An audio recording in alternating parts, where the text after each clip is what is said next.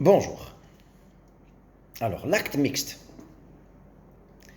L'acte mixte, on a dit que, dans sa définition, l'acte, il n'est commercial que pour l'une des parties. Celui qui a acheté la bouteille d'eau, l'acte est civil pour lui. Alors, l'acte est commercial pour celui qui a vendu la bouteille d'eau. Celui qui a vendu la bouteille d'eau, c'est un commerçant. Et comme vous le savez, le commerçant est soumis au droit commercial quand il exerce l'activité commerciale. Et il est soumis au droit civil en dehors de l'exercice de l'activité commerciale. Très bien. Celui qui a acheté la bouteille d'eau, c'est un civil et est soumis droit à la juridiction, au droit civil.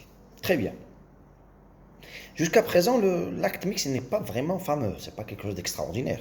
C'est pas sorcier, on peut comprendre l'acte mixte. Ça veut dire qu'il n'a pas un intérêt, il n'a pas un poids. Mais quand est-ce l'acte mixte acquiert une importance? L'acte mixte acquiert une importance quand il y a litige entre le commerçant et le civil. Pourquoi?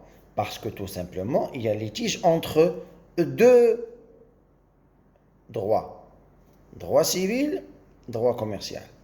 Autrement dit, le problème se pose de la juridiction à saisir, du tribunal à saisir. Et le problème se pose pour la preuve. Comment prouver? Alors, qu'est-ce qui se passe dans ce cas-là? Si la partie civile est lésée, ça veut dire هي المتضررة. C'est-à-dire, la partie civile, c'est le demandeur, المدعي. La partie civile va vouloir saisir le tribunal. Il a affaire à un commerçant. Il regarde le commerçant. Le commerçant a double profil. Il est civil et commerçant. C'est-à-dire, il est soumis au droit commercial et soumis au droit civil. Alors là, le civil, qu'est-ce qu'il va faire? Il va profiter de ce statut, ce double statut dont bénéficie le commerçant. Il va en profiter. Comment il va en profiter? C'est en ayant le choix de saisir soit le tribunal de première instance, soit le tribunal de commerce. Il aura le choix, la partie civile aura le choix entre saisir le tribunal de commerce ou saisir le tribunal de première instance.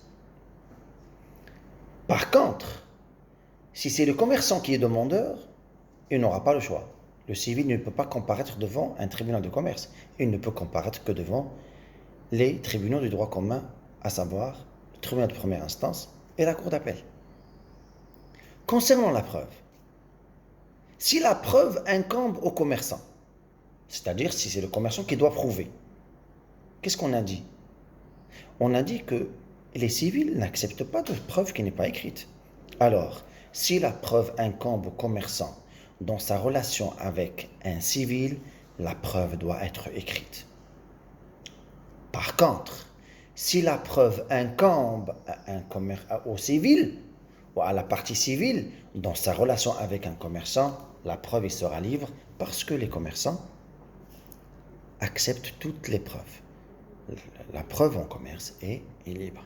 C'est ainsi que se manifeste l'importance de l'acte mixte, c'est-à-dire quand il y a litige, il se pose le problème de la juridiction à saisir et la preuve à fournir.